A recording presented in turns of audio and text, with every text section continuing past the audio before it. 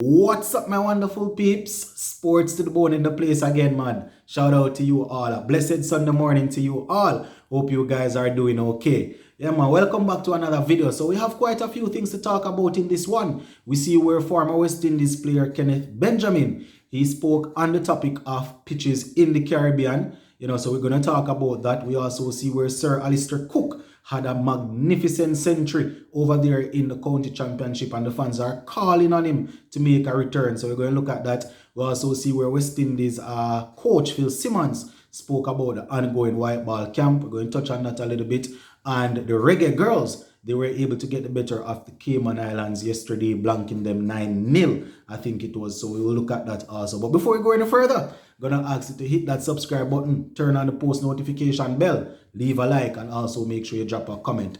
So this is the quotation: we must learn to adapt. Perfect pitches do not exist. So says our former player Kenneth Benjamin. Now former fast bowler, he used to bowl for us. Former fast bowler Kenneth is saying that there is no such thing as perfect pitch, and players must learn to adapt quickly to the conditions or the atmosphere that is provided when they go to play.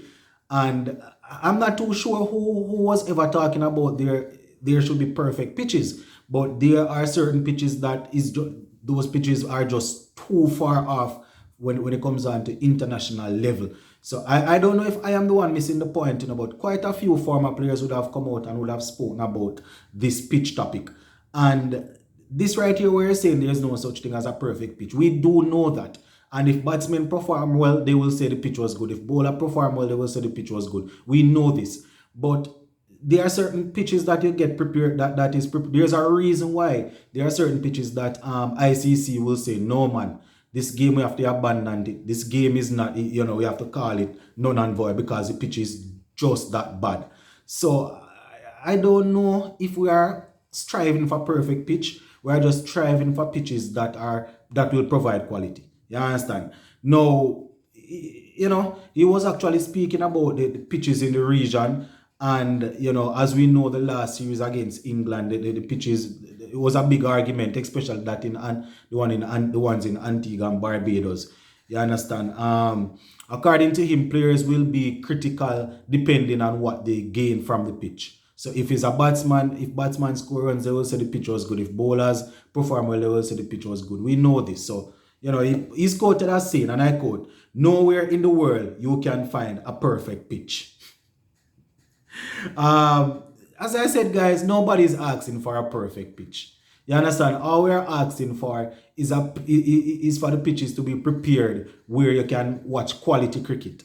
You understand? It poses a challenge for batsmen, and it also provides an opportunity for bowlers. That's all we are asking for. We don't want a pitch where bowlers run through for 5 days and can't take any wicket. This is me just exaggerating though. You understand? According to him, the groundsmen in the region, usually they do a good job. This is what he's saying. Because certain regional games that are played, usually, they get good pitches to play on. But with the international games coming in, apparently, they were a bit cautious and maybe over-prepared the pitch, overcooked the pitch. This is not me making up anything, it is written right here. It's a quote that the man said. We usually get good pitches for regional games, but apparently with the international games coming, the groundsmen were probably a bit more cautious and maybe over-prepared it or overcooked it, and, they got it wrong. So you see, as I said, my viewers and subscribers, I just wanted to share that with you. I just wanted to share, when our former players come out and talk, I like to share it with you guys so you can form your own opinion as it relates to what they are saying. But my thing is this: we're not going to have a perfect pitch, right? But you need a pitch that can provide competitive cricket. It is simple as that. And if the pitch is way, way too bad, then people are going to talk about it. So people not going to just go out there and play cricket and then don't say anything about the pitch. It did not really work like that. So, yeah, whatever. Now, Coach Phil Simmons, he actually gave us an update on the white ball camp. He was saying that they are definitely working on batting deficiency. They are working on it. Working on rotating the strike, working on getting batsmen playing good shots and getting value for their shots. You understand? He was saying that in 20 overs cricket, they are looking to work on between overs number 7 and 15. That is where we usually have a lot of issues according to him. In ODI between over number 11 and 35. So if you're going to have problem between over number 11 and 35 in ODI cricket, that is basically the entire the all of the game. You understand? So in 20 over, we notice that we have the finishers to come in at over number 15, 16 and do the thing. In ODI cricket, we have the men to come in probably down in 35, 40 and do a little thing. But you need people that can bat. And that is a problem. That's why I'm happy that they claim they are working on these things. Because in T20 cricket, if you have an issue between over 7 and 15, this is where batsmen come and bat. You know, the power play is now finished, so you don't really have a chance. You don't have the field is now spread, right? So you need people that can actually bat to play shots. Same thing in ODI cricket, right? Between over number 11 to 35. You need people that can bat and rotate strike and come up against spinners. That is when the spinners come into the game.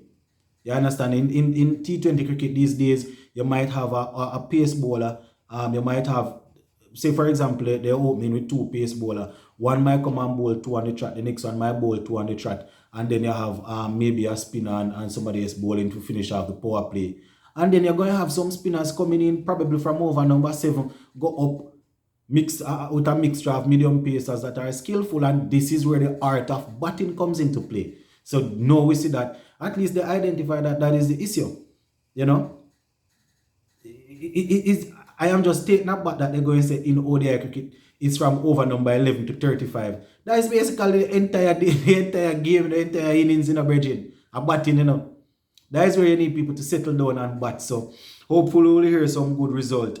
And you know, Coach Phil Simmons is saying that they are definitely working and developing that, because they are pretty strong down the order. So they need people that can play a role in the middle order there. So as I said, this is where you need batsmen. This is where you need batsmen, people that will settle down and bat. You understand? When we were dominant in T20 cricket, we had Chris Gayle at the top.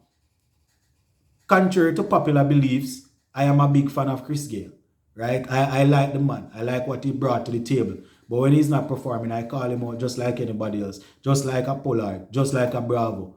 Any cricketer you think. Contrary to popular belief, I don't hate West Indies people.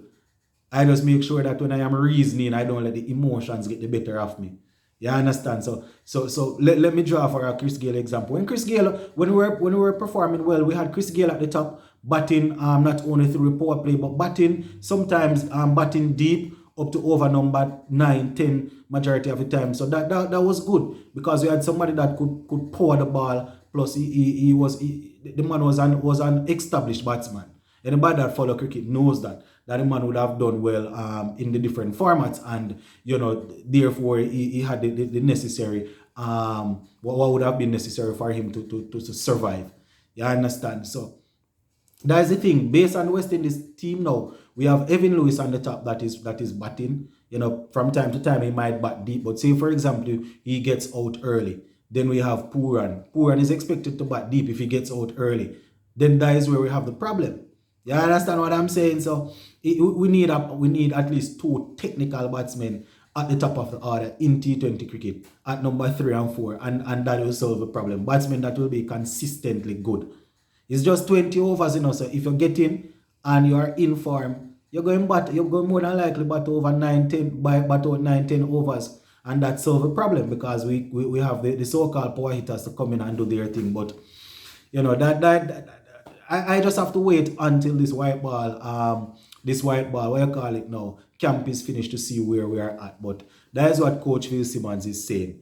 Now, I don't know how many persons are following the English county cricket that is going on. You know, fans are English fans. That is, they are making a desperate call for Sir Alistair Cook to make a return.